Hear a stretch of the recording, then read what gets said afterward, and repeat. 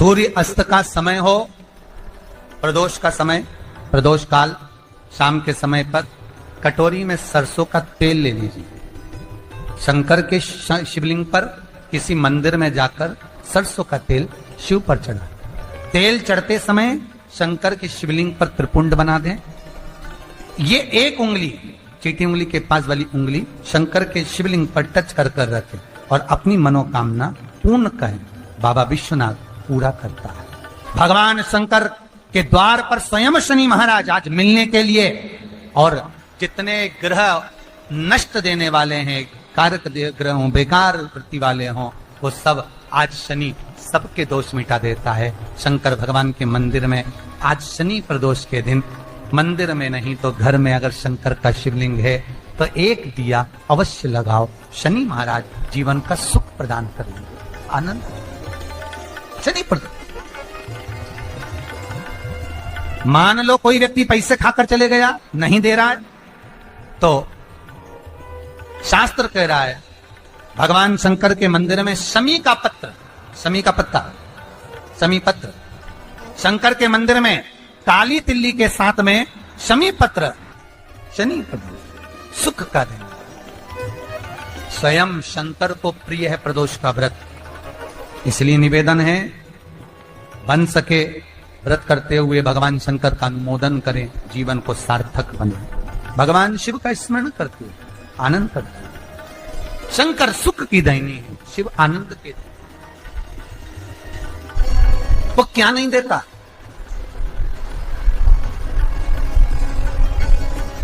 क्या नहीं देता? आरोग्यता देने वाला अगर कोई है तो शंकर है। भगवान कृष्ण के यहां जब 16,108 रानियों से संतान नहीं हुई तो पुत्र देने वाला अगर कोई है तो शंकर है। क्या नहीं दे? और भगवान राम और कृष्ण को यदि परम धाम जाना भी है, राम और कृष्ण को अगर परम धाम की ओर जाना भी है और उनको अब कहना है कि अब तुम्हें प्राण छोड़ना पड़ेगा, तो मृत्यु का निमंत्रण देने वाला भी शंकर ही है, शिव, कोई दूसरा नहीं। मृत्यु का निमंत्रण देने वाला भी शंकर। 26 प्रदोष का फल एक क्षण में प्राप्त हो जाता है, क्षण में।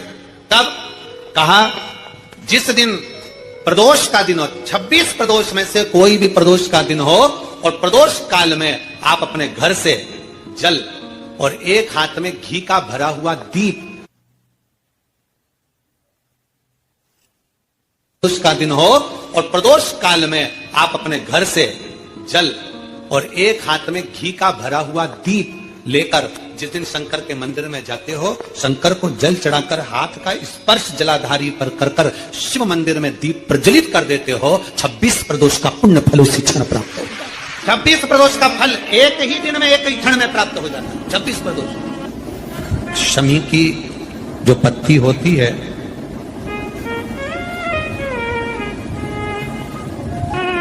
शमी की जो पत्ती होती है,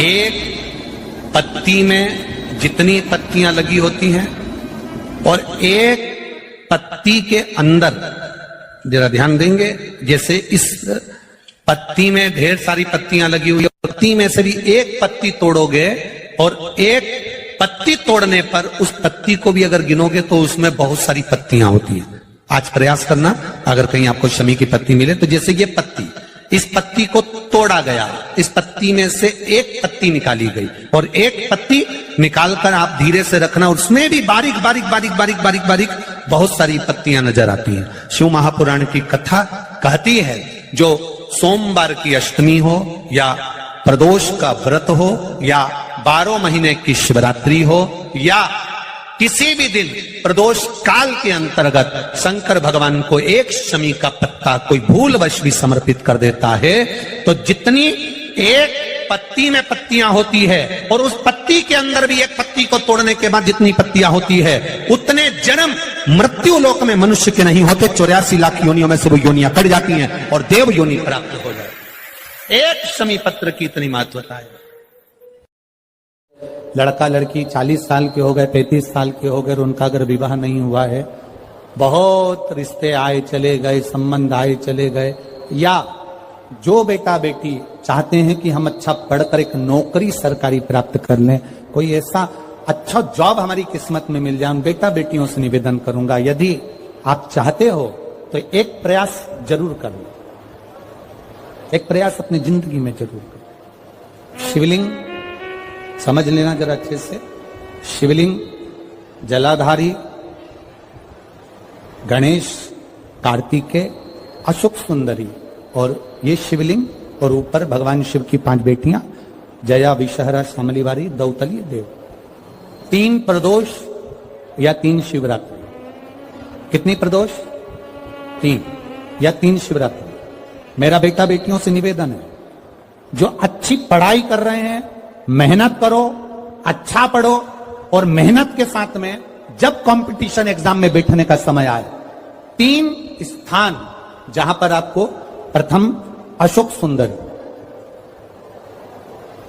अशोक सुंदरी की जगह पर जब आप बेलपत्र समर्पित करेंगे तो डंडी का मुख जहां से पानी बहता है उस स्थान पर रखेंगे। दूसरा, शमी का पत्ता, शमी का पत्ता। दूसरा, शमी के पत्र को देवादिदेव महादेव पर जब आप समर्पित करेंगे तो उसका डंडी का मुख भी जहां से जल बहता है उस ओर रखेंगे। और तीसरे नंबर पर है आंख का पुष्प। एक पुष्प होता है आंख का सफेद, और एक पुष्प होता है हल्का सा नीला। करें दर्शन आप लोगों ने? जम के तो बोलो जरा, करें ना? एक सफेद होता है, एक हल्का सा नीला होता है। सफेद आंख का जो पुष्प होता है वो केवल देवादिदेव महादेव का एक स्वरूप होता है, और हल्का सा जिसमें गुलाबीपन, नीलापन होता है वो शिव, पार्वती, गणेश, कार्तिकेय, अशोक सुंदरी, जया, विषहरा, सामरीवारी, दौतली, देव और शिव जी के जितने गण हैं उन सबका प्रतीक होता है।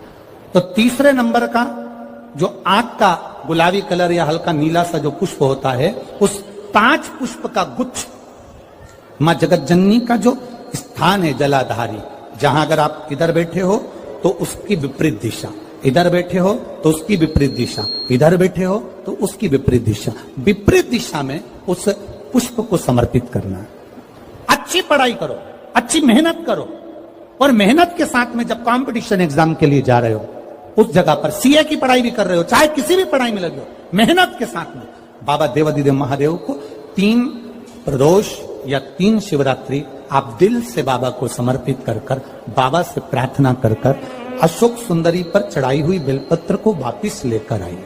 जिस विद्या स्थल पर आप पढ़ाई करते हो, जिस कमरे में आप रहते हो, वहां उस बेलपत्र को 3 प्रदोष की या 3 शिवरात्रि की बेलपत्र रखिए। जिस समय बाबा आपकी नौकरी लगा दे, ये 3 बेलपत्र एक साथ किसी भी प्रदोष पर शिव जी को समर्पित करिए। ये शिव तत्व है। आप मेहनत करें, खूब मेहनत करें, कंपटीशन एग्जाम के लिए जितनी कोचिंग कर सकते करो, मेहनत करना उतना करो, जितना करते हो उससे 4 गुना ज्यादा करो, और उसके साथ में देवादिदेव महादेव से नंदीश्वर शिव महापुराण से एक बात सीख कर जाइएगा। अगर आपको लग रहा है कि दुख समाप्ति नहीं हो रहा है, एक बीमारी से उठे दूसरी बीमारी में लग गए, फिर कोई दुख आ गया, फिर कोई दुख आ गया, फिर कोई तकलीफ आ गई, फिर कोई तकलीफ आ गई, बार बार आपको लग रहा है कि दुख पीछा ही नहीं छोड़ रहा, तो नंदीश्वर शिव महापुराण की कथा आपको कह रही है, प्रदोष के दिन, प्रदोष काल में 2 जगह दिए लगाना प्रारंभ कर दो। पहला, बेलपत्री के वृक्ष के नीचे पहला दिया प्रदोष काल में, प्रदोष के दिन बेलपत्री के वृक्ष के नीचे, और दूसरा दिया अपने दरवाजे की चौखट के बाहर, मतलब अपन बाहर खड़े होंगे, अंदर की ओर दिया नहीं, बाहर की ओर। एक दिया बेलपत्र के नीचे देवादिदेव महादेव से प्रार्थना कर कर, हे शिव शंकर, हे गौरी शंकर, हे शिव, आज प्रदोष का दिन, प्रदोष काल में आप भ्रमण के लिए निकलोगे नंदीश्वर के साथ में, ऐसी कृपा करना, आपके लिए मैंने द्वार सजाया है भोलेनाथ, आपकी दृष्टि मेरी चौखट पर भी कर देना, मेरी जिंदगी सवर जाए। इसलिए 2 दीप स्मरण करिए। हाँ, अच्छा इशारा करा है, वो सब समझ गए हो। जिस दिए को आप लगाओगे प्रदोष के दिन, प्रदोष काल में, एक दिया बेलपत्री के वृक्ष के नीचे लगाया है, और दूसरा दिया जब आप घर में प्रवेश करोगे तो राइट हैंड पर ही लगाएं। कौन से हैंड पर लगाएं? राइट हैंड पर। बहुत बहुत साधुवाद आपको दीदी, धन्यवाद। धन्यवाद दो, उन्होंने इशारा करके बताया कि दिया किस ओर लगाएं। कम से कम अपने को अंदाजा तो लग जावे ना, दिया किस ओर लगना चाहिए। साधुवाद था, बहुत बहुत साधुवाद। विषम परिस्थिति में फंसे हुए हो और ऐसा लग रहा है कि हम बहुत बड़ी समस्या में उलझे हुए हैं और इससे निकल नहीं रहे, या बहुत बड़ा काम है हमारा, हो नहीं रहा, चाहे प्रशासनिक हो चाहे अन्य कोई चीज का हो, कुछ मत करना। एकांत के शिव मंदिर में जाइए। अगर एकांत का शिव मंदिर भी नहीं मिले तो एकांत में कहीं छोटा सा मिट्टी का शिवलिंग का निर्माण करिए, पार्थिव शिवलिंग का निर्माण करिए, पर करना एकांत में, घर के बाहर। किसी एकांत में शिवलिंग का निर्माण कर लो, या तो एकांतेश्वर महादेव पर चले जाओ, कोई एकांत में शिव मंदिर हो वहां, या कहीं एक पार्थिव शिवलिंग का निर्माण कर लो, छोटा सा। एक बेलपत्र, बहुत ध्यान से सुनना, एकांतेश्वर महादेव का यह वृत्तांत। जब किसी विषम परिस्थिति में उलझे हुए हो, बहुत बड़ी समस्या सामने आकर खड़ी हो गई है, सबके हाथ जोड़ लिए, सबसे निवेदन कर लिया कि हमारा ये काम कर दो, नहीं हो रहा, सब दूर से मेहनत कर ली है, परिश्रम कर लिया है, परिश्रम तब भी जारी रखना। एक बेलपत्र, एक चावल का दाना, एक सफेद पुष्प, एक शमी का पत्ता, एक छोटी सी दुर्वा। दुर्वा जानते हो सब लोग, जो जमीन पे दूब लगी रहती है, दुर्वा, दुर्वा, एक दुर्वा। वो दुर्वा में बस, दुर्वा में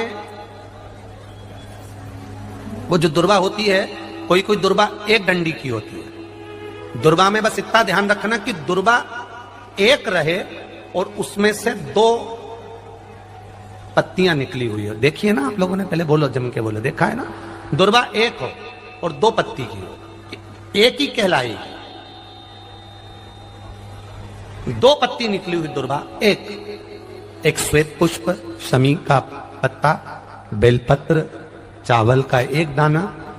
एकांत में कोई शिव मंदिर हो, अगर मंदिर ना हो तो एक छोटा सा पार्थिव शिवलिंग का निर्माण किसी पेड़ के नीचे एकांत में जाकर पूजन कर कर, आराधना कर कर, घी का दीप लगाकर, एक एक सामग्री शिव जी पर अपने मन की कामना कर कर समर्पित करना प्रारंभ कर दीजिए। शुरुआत दुर्वा से करना, दुर्वा के बाद में श्वेत पुष्प, शमी का पत्ता, चावल का दाना और बेलपत्री सबसे आखिरी में बाबा को समर्पित कर कर, हृदय से प्रार्थना कर कर, बाबा से निवेदन कर कर, दीप अगर मंदिर में कर रहे हो तो दीप ठंडा होने का इंतजार मत करना। अगर पेड़ के नीचे एकांत में शिवलिंग का निर्माण कर कर पूजन कर रहे हो तो दीप ठंडे होने का इंतजार करना।